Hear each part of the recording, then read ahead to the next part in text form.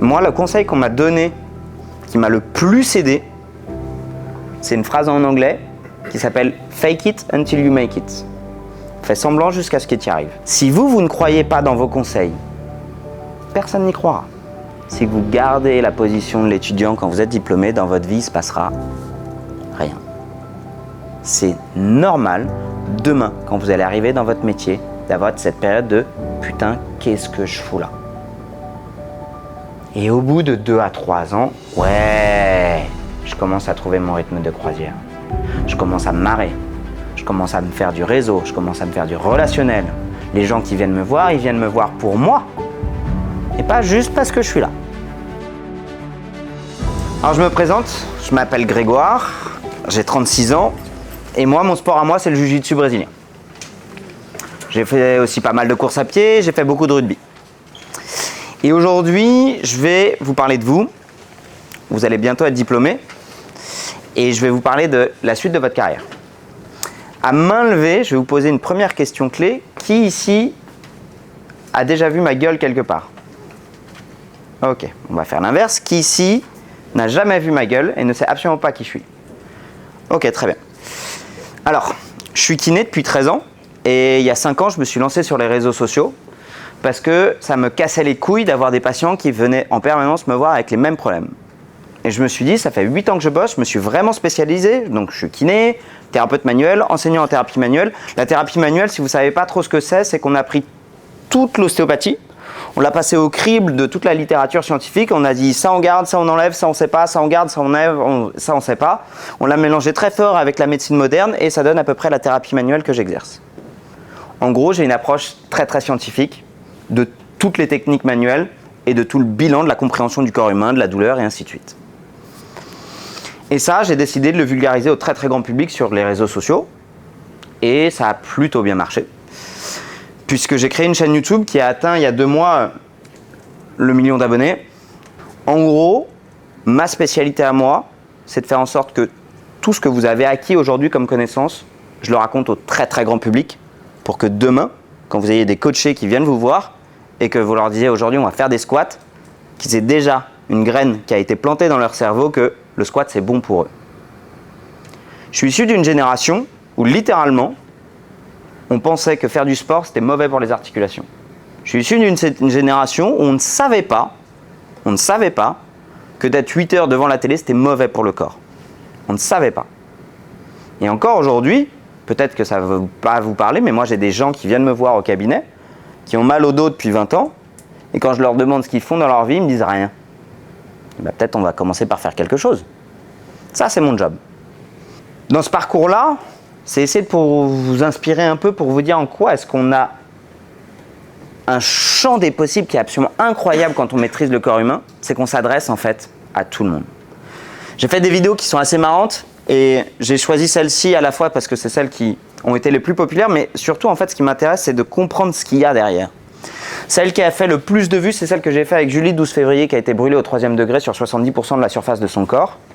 C'est une approche qui est plus tissulaire, dans la mécanique et surtout dans l'émotionnel. Pourquoi je vous l'ai mis en premier et pourquoi elle marche en premier?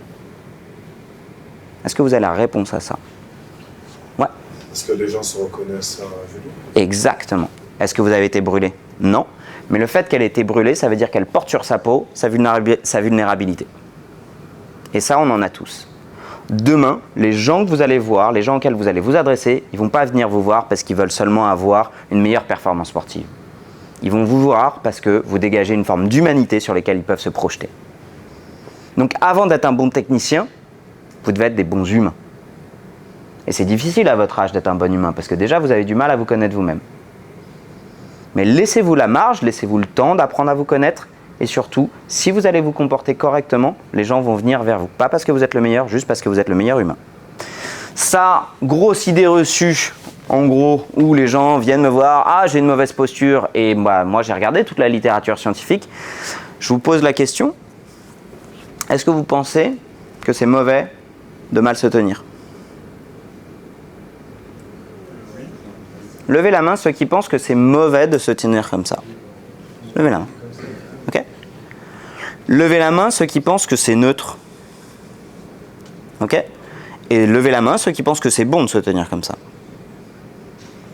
Alors on a beaucoup regardé dans la littérature scientifique et en effet, c'est neutre de se tenir comme ça. Ça augmente pas les douleurs cervicales, ça augmente pas les douleurs lombaires. C'est peut-être pas très esthétique, mais c'est pas mauvais pour la santé. Donc en fait, ici j'ai fait appel aux gens pour leur faire croire que j'allais leur donner une solution pour leur santé, mais principalement ce que je casse, c'est des idées reçues pour leur expliquer que ça sert à rien de passer 107 ans à faire ça, même si je leur en donne les moyens. Tout ça, ça m'a appris énormément de choses.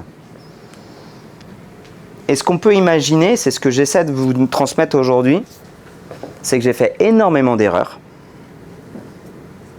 énormément de trucs que j'ai loupés, et que si jamais j'aurais dû me voir aujourd'hui à votre âge, il y a beaucoup de conseils que j'aurais bien aimé qu'on me donne. Et c'est ça que je vais vous donner aujourd'hui. La première chose que j'aimerais vous donner, c'est de ne pas tomber dans le piège de l'étudiant. Être étudiant, c'est exactement l'attitude dans laquelle on est là. C'est qu'il y a un mec qui bosse, moi, et il y en a 25 qui regardent un coup à droite, un coup à gauche, et qui se demandent quand est-ce que c'est à leur tour de faire quelque chose. Ça, c'est la posture de l'étudiant. Vous êtes là pour apprendre. Demain, ce sera qui le mec qui va bosser? Ce sera vous. Vous deviendrez très vite le prof. Et en face de vous, vous aurez des gens qui sont comme ça. Ce sera eux les étudiants, ce sera vos coachés. Le moment le plus dur, et je pense qu'en fonction de vos capacités, ça peut se faire en 2 jours, comme ça peut se faire en 2 ans, comme ça peut vous dégoûter et vous n'allez jamais y aller. C'est de comprendre que la responsabilité, c'est vous qui l'avez. Dans votre tête, ça va vous demander vraiment de switcher. Je vois qu'il y en a qui sont un peu plus matures ici. Ce switch, il est dur à faire. Moi, le conseil qu'on m'a donné, qui m'a le plus aidé, c'est une phrase en anglais qui s'appelle « Fake it until you make it ». Fais semblant jusqu'à ce qu'il t'y arrive. Alors, je ne vous demande pas de faire semblant sur les compétences. Les compétences, vous les aurez. Vous serez sorti de l'école, vous les aurez. Mais c'est dans votre attitude. Si vous ne croyez pas dans vos conseils, personne n'y croira. Si vous n'êtes pas capable d'imposer vos connaissances, personne ne vous suivra. Personne. Et c'est ce switch-là. J'ai été étudiant, j'étais pas sûr de moi, j'étais dans une attitude où on évaluait mes notes. C'est bon, c'est fini. Plus personne ne va évaluer vos notes. C'est fini. La seule personne à qui vous avez à rendre des comptes, ce sera vous-même. Et c'est ça qui est très difficile. Parce que quand la seule personne à qui vous avez des comptes à rendre, on a vite fait de tomber dans la facilité. De se dire, ah bah ma foi, en vrai, moi je m'engueule pas hein, quand je fais pas le taf. Hein. J'ai plus de profs au-dessus de moi, donc mes parents, c'est bon, je suis diplômé, je peux vite me reposer en fait. Et c'est là où ça pique. Si vous gardez la position de l'étudiant quand vous êtes diplômé, dans votre vie, il ne se passera rien. Vous allez regarder les autres faire, ils vont vivre des trucs. Vous allez regarder sur Insta les gens faire, ils vont vivre des trucs. Et vous allez vous dire, oh putain, c'est ça que je veux, oh putain, c'est ça que je veux, oh putain, c'est ça que je veux. Mais moi, je fais rien. Donc en fait, le switch que je vous demande de faire, c'est d'accepter qu'en fait, vous n'aurez plus personne qui va vous pousser au cul. Et quand on n'a plus personne pour se pousser au cul, il ne se passe rien. Du coup, je vais revenir à la slide juste avant. Claude de Koh Lanta, ça a été le premier tournage que j'ai fait avec une grosse personnalité. À ce moment-là, il était en plein dans son prime, il venait de sortir de la saison 3 de Koh Lanta. Claude, c'est le seul mec, vous connaissez tous de Claude de Koh Lanta? Ok? C'est le seul mec, quand je l'ai rencontré à un tournage à Lyon, 100% des gens qu'on croisait le reconnaissaient. Et à chaque fois, Claude, il avait l'énergie de faire la petite photo, d'avoir le petit mot, le petit truc. Moi, le jour où je l'ai vu, mais je me chiais dessus. Ok, fais semblant jusqu'à ce que tu y arrives. C'est moi le kiné, c'est moi qui devais le masser. Si c'est pas moi qui le masse, personne ne le fait, hein. On n'a pas de vidéo. Je fais semblant. Je regarde le résultat, ah bah putain, ce que j'avais en tête, ça ressemble à peu près à ce qu'on a rendu. 1 fois, 2 fois, 4 fois, 5 fois. Boum, j'y arrive. La semaine dernière, j'ai tourné une vidéo, j'avais devant moi, je devais animer un jeu, j'avais Claude de Koh Lanta, Julie de 12 février, j'avais Denitsa, j'avais Laurent Mestret, j'avais Amandine Petit qui était Miss France et j'avais Dorian de Koh Lanta. Les 6, on faisait un jeu, c'est moi qui devais animer. Et je leur demandais exprès pour que le jeu soit fun, la vidéo va sortir dimanche sur ma chaîne YouTube, d'être le plus dynamique possible. J'avais 6 personnalités qui sont hautement habituées à des plateaux télé et je leur demandais de foutre le bordel. Bah, si moi je suis pas là en train d'essayer de serrer les vis et en train de driver le truc, on n'a pas de vidéo. Et surtout, j'ai 6 personnes qui sont très habituées à de la télé qui me disent, mais en fait, ce mec-là, on peut lui marcher dessus, il réagit pas, et nous, on a fait ce qu'on voulait. Alors, ils le font pas volontairement, hein. Ils le font juste parce que moi, je leur ai demandé de mettre, de mettre du dynamisme. Quand j'ai fait 120 km dans le désert, qui est-ce qui s'est entraîné? Pourquoi je vous ai demandé de me mettre votre sport préféré? Qui est-ce qui s'entraîne pour faire votre sport? Alors certes, vous avez un coach pour vous dire d'aller plus loin. Qu'est-ce qui vous drive là? C'est cette putain de passion quand tu rentres dans la cage de MMA, quand tu as le ballon dans les pieds, Théo, quand tu as le ballon dans les mains, Mathieu. C'est ça qui vous drive. Et c'est facile pour le sport, parce que le sport, c'est fun. Parce que le sport, vous êtes habitué depuis gamin à avoir des victoires, à avoir des défaites. Bah, la vie, ça va être ça. Il y aura des moments où ça va être trop bien, il y aura des moments où ça va être casse-couille.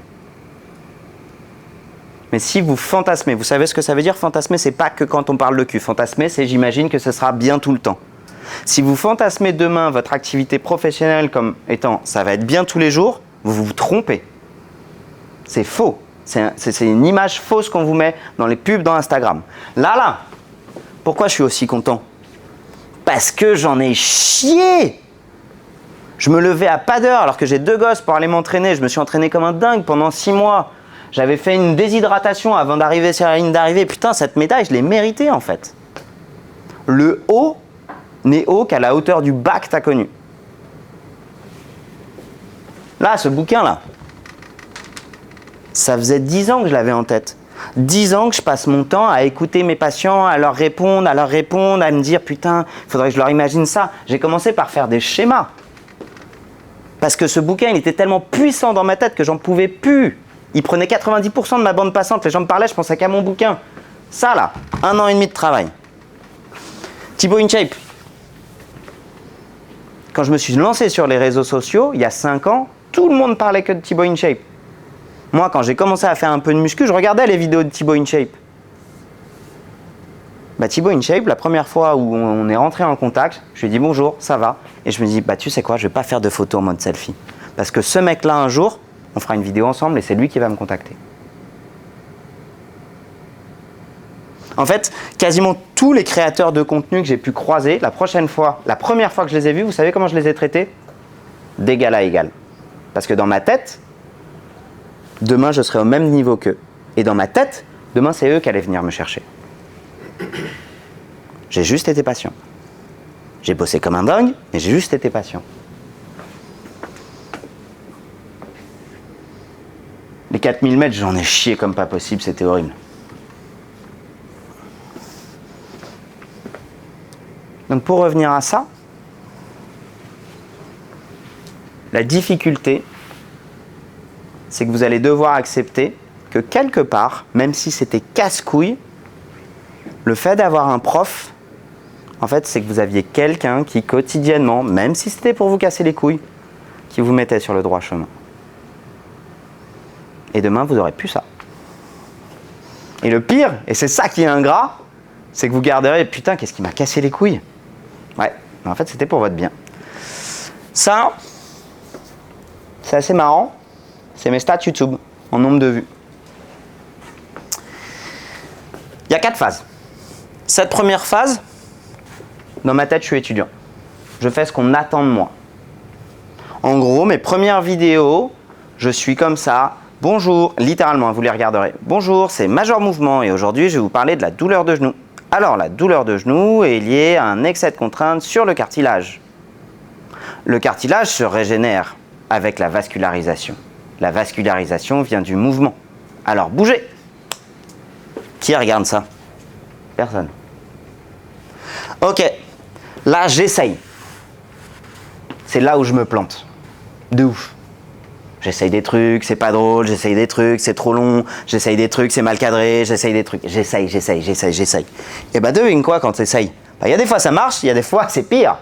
Puis ça marche, et puis c'est pire, et puis on te critique, et puis c'est pas bon, et puis ceci. 1 an d'essai. Là je commence à trouver la formule, mais pas à chaque fois. Du coup ça fait comment? Pum, pum, pum, pum. Ok, je vois ce qui marche, je vois ce qui marche pas, je vois ce qui marche. Donc là, c'est là où j'apprends de mes erreurs. 3 ans.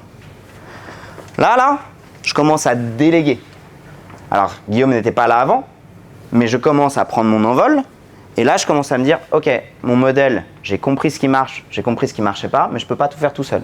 Donc là, je recrute des équipes pour pouvoir me soulager et faire d'autres choses. Et là, ok, j'atteins mon rythme de croisière. J'ai parfois des trucs qui cartonnent, mais globalement, si on regarde la moyenne, elle est stable. 5 ans. 5 ans, dont 1 an et plus à bredouiller, 1 an à me planter, 1 an à analyser mes erreurs. Ne tombez pas dans le piège de penser que derrière un succès, c'est facile. C'est faux.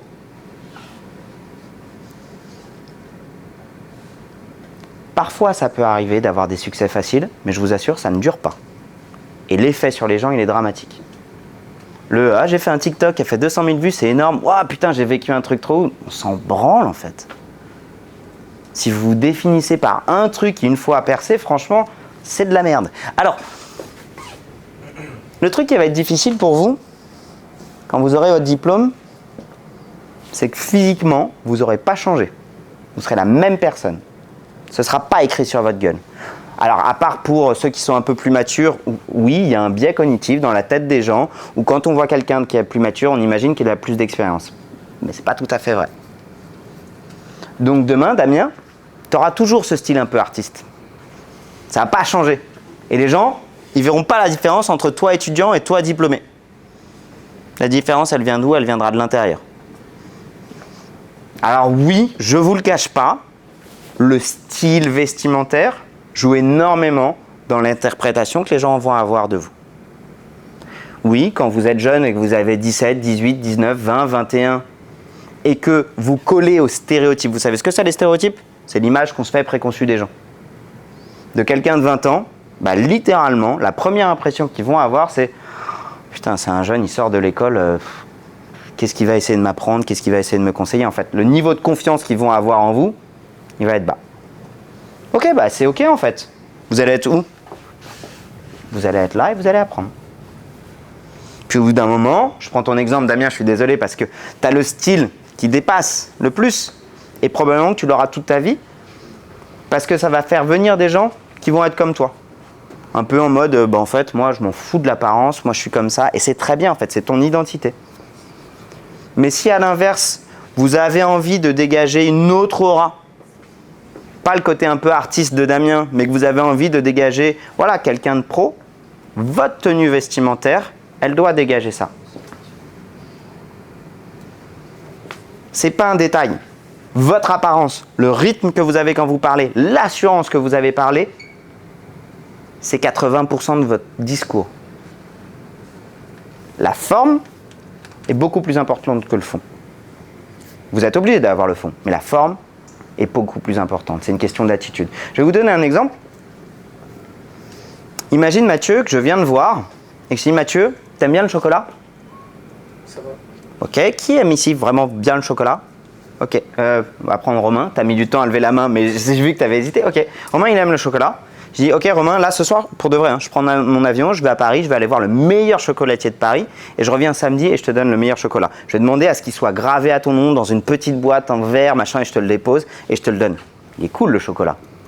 Ok, la même chose, le même chocolat, sauf qu'en vrai, je suis pas allé en avion, j'y suis allé en train à cause des grèves, tu connais. J'ai pris le chocolat, j'avais pas eu le temps de le mettre à ton nom et en vrai, j'avais pas de boîte en verre pour le mettre, du coup je l'ai mis dans ma poche et dans un mouchoir et je te le donne comme ça. Ce sera moins beau. Il sera moins beau, mais on est d'accord que le chocolat, c'est le même. Donc en fait, il y a un moment donné, c'est une question d'attitude. L'extérieur est aussi important que l'intérieur. Maintenant que je vous ai un peu boosté sur le comment, j'aimerais qu'on revoie ensemble votre pourquoi. Qu'est-ce que vous foutez là? C'est quoi votre avenir? C'est quoi votre enjeu? Là que je vous ai bien reboosté votre ego, que vous êtes en train de vous projeter sur ok, qui je vais être plus tard, comment je vais l'incarner, j'accepte de prendre un peu de temps pour y arriver. Mais ne tombez pas dans le piège d'être uniquement dans la forme. Parce qu'il y a un enjeu dont vous imaginez même pas et qu'on va voir ensemble dans lequel vous êtes en train de vous lancer. Et c'est votre objectif. Vous vous rappelez de ce film ou pas? Vous l'avez pas vu? C'est Tom Hanks, je crois que c'est issu d'une histoire vraie, non, ou pas? Seul au monde, hein?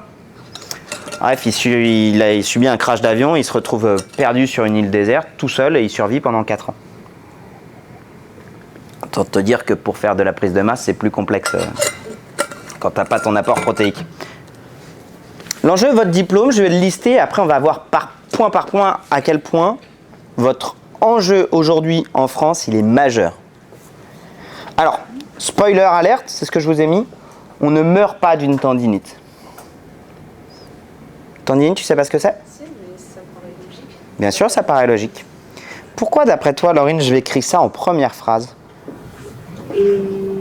Peut-être par rapport aux personnes, quand ils ont une blessure, ils vont directement passer la douleur au-dessus et dire « Ah, ça fait trop mal, je peux pas continuer ». Ouais, je suis assez d'accord avec toi. Et en fait, si on va aller plus loin, aujourd'hui, est-ce que vous savez, on a fait des études là-dessus, qu'est-ce qui empêche les gens de faire du sport?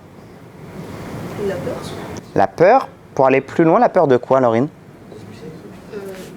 Ouais, je vois pas ton prénom, excuse-moi. Bastien? Exactement. Donc tous les deux, vous avez tout à fait la bonne réponse. Vous êtes d'accord avec ça? Les études qui ressortent quand on demande aux gens pourquoi vous ne faites pas de sport, alors globalement c'est la peur de se faire mal, de se blesser, ce que vous voulez. Et la deuxième chose, c'est la peur de mal faire. Comment on va le traduire ça? C'est pour ça que j'ai mis Excuse-moi, pardon? La peur de l'échec. Ouais, la peur de l'échec. D'où elle vient? C'est une très bonne réponse, Robin. D'où elle vient cette peur de l'échec d'après toi? C'est son ego. Ouais, je suis d'accord. L'image des autres. Ouais, Sur sa confiance, moi. la confiance. Des moins grand qu'on s'imagine. Tu dis ça pour moi? Non, non, non. La société. La société, mais par quoi on est tous passés? Par quoi on a été évalué en permanence par les autres? Par quoi notre ego a pu être malmené? L'école. L'école ne valorise pas l'échec. Quand vous avez des profs malins, ils vous disent « tu t'es planté sur ça, mais tu peux faire mieux ». Donc, tu t'es planté, tu apprends de tes échecs. Ça, c'est quand on a la chance d'avoir des bons profs. Et ça change tout, en fait. Il y a les parents, il y a les profs, il y a les oncles, il y a les tantes, il y a tout ce que vous voulez. Notre éducation ne met pas en avant l'échec. Donc, en fait, demain, vous allez incarner une figure d'autorité. Vous savez ce que c'est, une figure d'autorité? En gros, c'est que les gens pensent que c'est vous qui avez le savoir. Et c'est le cas, parce que vous avez un savoir qu'ils n'auront pas. Donc, en fait, devant vous, les gens vont avoir peur de passer pour des cons. Ils vont avoir peur d'être jugés. C'est leur ego qui fait la première barrière. Je ne veux pas être un mauvais élève, parce qu'en fait, le mauvais élève, c'est celui qui est pointé des doigts, c'est celui qui est critiqué, c'est leur ego. Ils ont peur de mal faire, ils ont peur d'être critiqués, et ils ne sont pas capables d'encaisser ça. En fait, c'est quoi? Dans leur tête, ils sont où, ces gens-là? Ils sont étudiants, en fait. Donc, c'est ce que je vous disais. Vous, aujourd'hui, vous êtes étudiant. Demain, vous serez le diplômé. Et vous aurez en face de vous des étudiants. Et ils seront dans ce mode « Ah, bah, je sais pas ce que je fais, je sais pas quoi faire, j'ai pas envie de passer pour un con. » D'où l'intérêt. Si jamais on met 2 étudiants là, il se passe rien. Hein. Si on met 2 étudiants là, ça fait 25 minutes. Ils mettent 25 minutes pour écrire leur nom, leur prénom, leur âge sur un bout de papier. Hein. Pour faire simple. Je rigole, Robin, mais pas tant que ça, quand même. Alors, finalement, il y a ce premier frein pour les gens demain que vous allez croiser. Le deuxième, c'est pour ça que je vous ai mis, on ne meurt pas d'une tendinite, mais on meurt de la sédentarité. Vous le savez, ça? C'est la 4e cause de mortalité au monde. Les gens meurent parce qu'ils ne bougent pas assez. Alors, c'est pas directement. C'est pas genre, ah, je suis là, ah! Quand je suis là et que je bouge pas, j'augmente de 30% mon risque d'avoir un cancer. J'augmente de 40 à 50% le chance d'avoir une pathologie cardiovasculaire. Je diminue mon espérance de vie juste en faisant ça, en fait. Ça, c'est dangereux. Donc, littéralement, aujourd'hui, les gens ont peur d'une barre de squat. Moi, si j'étais eux, j'aurais peur d'un canapé. Le canapé tue plus qu'une barre de squat. Et donc c'est ça la plus grosse douille. C'est que les gens, quand ils vont faire du sport, ils ont peur de mal faire, ils ont peur de se faire mal. Mais moi je leur dis, mais vous ne pouvez pas vous tromper en fait. J'irai même plus loin. Vous ne pourrez pas vous tromper à vous blesser. Je suis kiné, hein. Vous ne pourrez pas vous tromper à vous blesser. Quand je me blesse, qu'est-ce que je fais?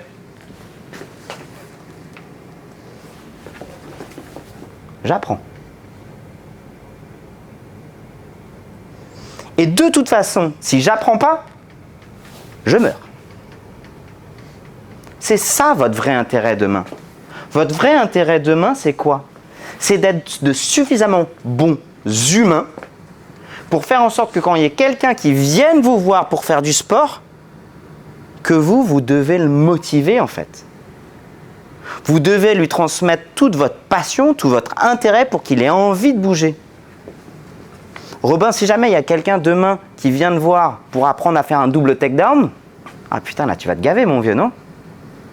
Théo, si jamais demain il y a quelqu'un qui vient te voir avec son fils et qui dit bah mon fils il apprend à faire des contrôles et je comprends pas, il tape aussi bien à droite qu'à gauche. Bah, génial.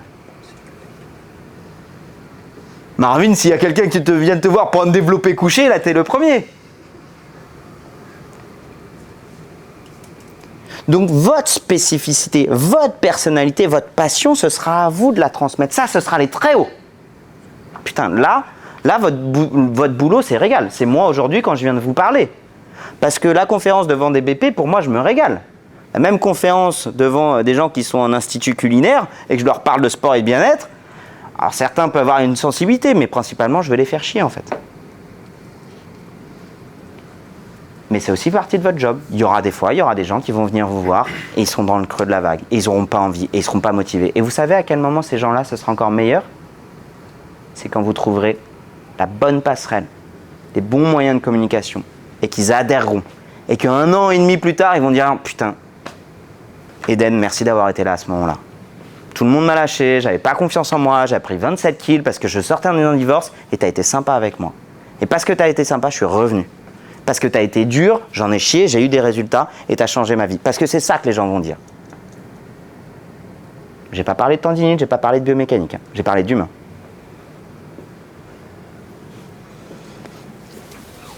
On ne meurt pas d'une mauvaise exécution d'un squat. Si vous voulez faire des conférences de biomécanique pendant 8 heures sur l'exécution d'un squat, je suis votre homme, hein. Mais en vrai, si tu n'as pas l'humain avant, j'en ai rien à branler. On meurt de la sédentarité, c'est la 4e cause de mortalité. 95% des gens ne bougent pas assez. Alors vous la voyez, la belle douille arrivée du métaverse et du télétravail? Moi, je trouve ça absolument génial. D'un côté, on prend le Covid, le confinement sur la gueule, et le taux d'anxiété globale dans la population explose et tout le monde est au plus mal de sa life. Et on nous propose quoi comme solution? Deliveroo, Uber et un monde de métaverse, on a encore moins besoin de bouger. Ah, génial ta vie de merde! En fait, notre corps, il est fait pour bouger, notre tête est faite pour être dehors, elle est faite pour avoir des vraies interactions sociales. Et si vous avez la sensation de passer une journée de merde parce que votre première chose que vous faites au réveil, c'est de passer 1 heure sur TikTok, c'est normal. C'est de la merde. En fait, on nous fait croire, en nous shootant avec de la dopamine à très haute dose sur des trucs qui nous amènent une satisfaction rapide, alors qu'en fait, c'est pas ce que notre corps veut. Vous le savez en tant qu'individu, vous aurez ce travail sur toute une vie à le faire, surtout si vous êtes jeune. Mais demain, les gens qui vont venir vous voir, ils ont tout ce bagage-là à se trimballer. Je sais pas ce que j'ai, je suis crevé, je suis pas motivé, j'ai pas envie, et ceci et cela. Ok, t'inquiète pas, on va en parler, on va atteindre tes objectifs. J'ai une petite phrase à faire parce que Julien et Frédéric m'ont évoqué le fait que certains d'entre vous font ça pour accompagner des sportifs professionnels. Est-ce que c'est le cas? Qui ici veut faire du sportif pro? Ouais. Mathieu, tu m'expliques un peu? Eh bien, j'aimerais intégrer un centre de formation pour le handball. Ouais. Voilà. Et là... T'avais autre chose? Ah, excuse-moi. Non, pas du tout. C'est bon? Ouais. Moi, du coup, ça fait quelques années que je suis dans le basket et c'est ma passion et j'ai eu l'occasion de jouer à haut niveau et du coup, je voudrais maintenant apporter à des jeunes qui seront au niveau, être présents, comme il a dit, soit dans un centre de formation, un CREPS, une équipe qui joue quelque chose, et surtout les jeunes. Ok, très bien. Et alors, ton prénom depuis tout à l'heure, c'est Sofiane? Oui. avec eux, c'est pouvoir encadrer un groupe dit de haut niveau en athlétisme et pouvoir les encadrer avec le meilleur savoir possible. Ok. Dans la proportion, moi, ça me va. En gros, si vous êtes que 3 sur toute la promo à avoir ce rêve-là, ça me va. Pourquoi ? C'est ce que je vous ai mis. Ne focalisez pas votre énergie sur les 5% des gens, attention, qui n'ont pas besoin de vous. Je parle de besoin. C'est-à-dire qu'en fait, le sportif professionnel, moi c'est pour ça, souvent on me pose la question « Ah, ben t'habites Toulouse, tu dois t'occuper des joueurs du Stade Toulousain ?» Bah, spoiler, les joueurs du Stade Toulousain, ils n'ont pas besoin de moi. Parce qu'aujourd'hui, moi, ma spécialité, c'est de bouger les 95% des gens qui ont besoin de moi et qui ne bougent pas assez. J'ai les outils pour m'occuper d'un joueur du Stade Toulousain. Et parfois, en perso, ils m'appellent, machin. Mais en vrai, c'est des mecs qui bougent déjà très bien. Ils bougent un peu trop, même. Mais ils sont super bien encadrés.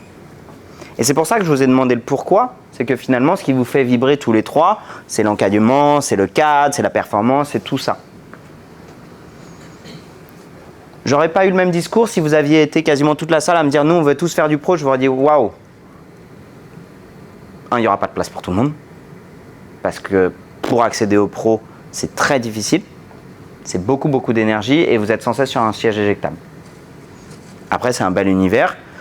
Il y a des côtés négatifs. Ce sera, alors je préfère vous prévenir, hein, au détriment de votre vie personnelle. Vraiment, vous êtes... le mot est moche, mais ça ressemble un peu à ça, corvéable à merci. C'est-à-dire qu'on vous appelle à des heures pas possibles, sur des week-ends pas possibles, sur des déplacements pas possibles.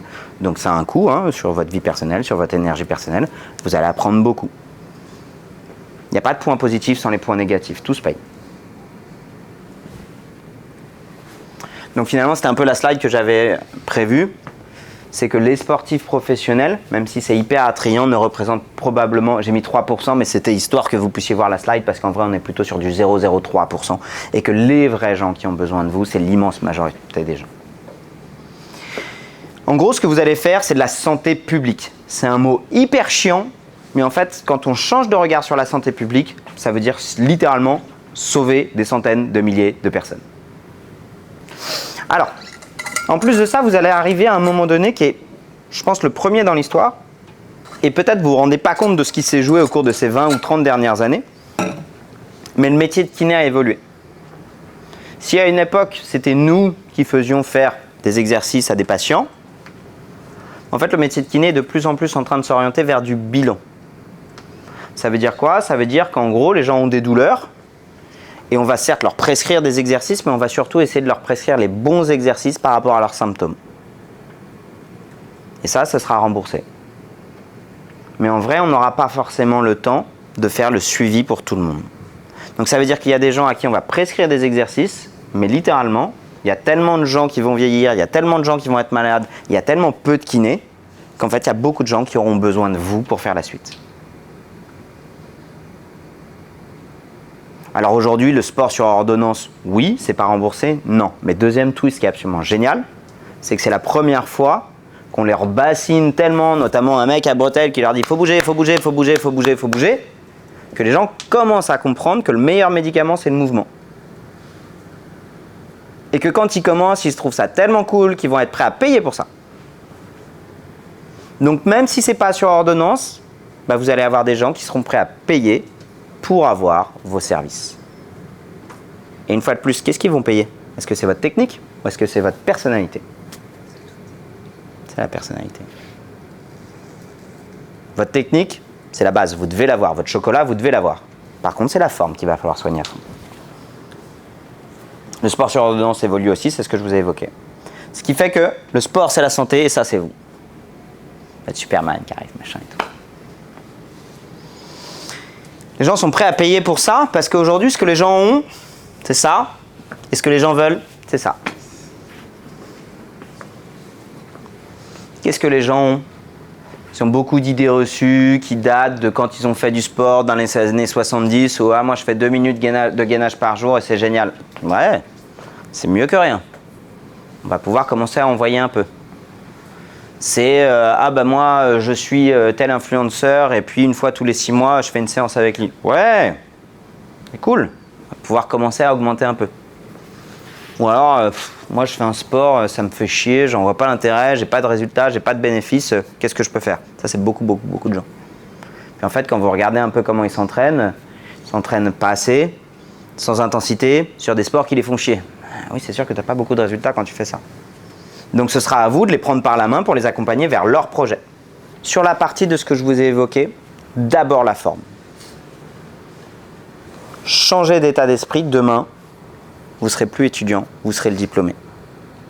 Laissez-vous le temps et la marge d'incertitude de se dire « putain, qu'est-ce que je fous là ?» et ainsi de suite. À titre personnel, quand j'ai commencé mon métier de kiné, cette période vraiment où j'avais l'impression d'être le plus gros escroc de la Terre et pas tellement épanoui, mais par contre j'aimais bien l'aspect humain, ça m'a duré entre 3 et 6 mois. Donc c'est normal, demain, quand vous allez arriver dans votre métier, d'avoir cette période de « putain, qu'est-ce que je fous là ?» Et c'est là le plus dur.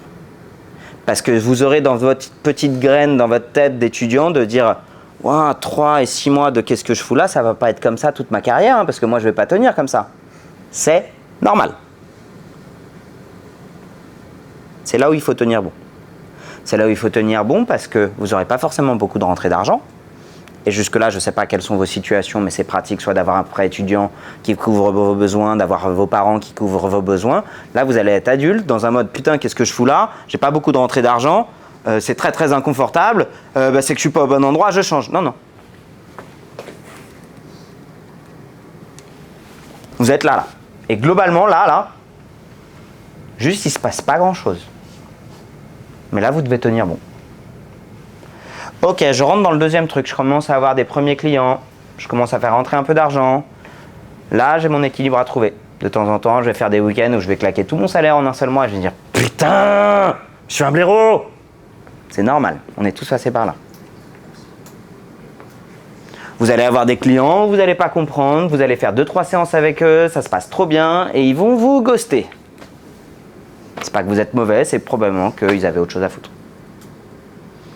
Vous allez avoir des clients, ça va être trop cool, ça va trop bien se passer, ce sera vos meilleurs amis et ils vont jamais vous payer.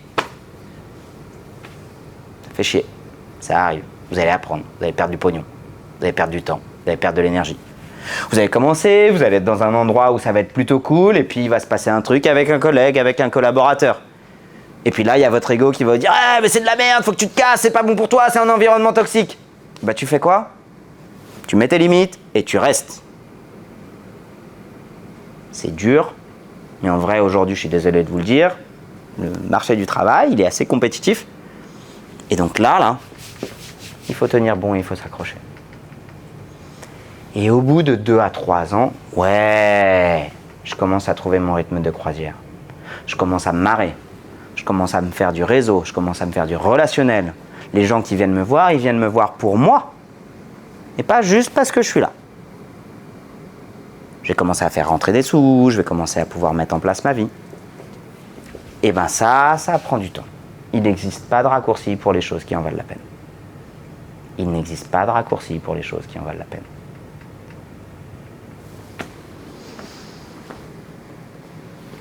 Pendant tout ce temps-là, vous serez tout seul. Alors oui et non. Parce qu'il y a un autre truc dont vous ne vous rendez pas forcément compte qui sera hyper important. Alors déjà, cette conférence, vous pourrez vous la remettre en piqûre de rappel parce qu'elle sera sur ma chaîne YouTube dans 6 mois, dans un an et demi. D'ailleurs, on salue tous ceux qui sont dans la même situation que vous et qui n'auront pas assisté à cette conférence. Mais là, vous êtes fait quelques copains en fait. Et ça, c'est précieux en fait. C'est précieux demain, dans 3 mois, dans 6 mois, de se dire « putain, Marvin, je suis dans la sauce, j'ai 3 clients qui sont venus, qui m'ont pas payé. En plus de ça, il y en a un, je me suis engueulé avec lui parce qu'il a dit que je puais de la bouche alors que je m'étais brossé les dents le matin, c'est abusé, tu te rends compte que ceci, que cela. » Ok, cool. Une fois de plus, c'est sur l'humain que vous allez tenir.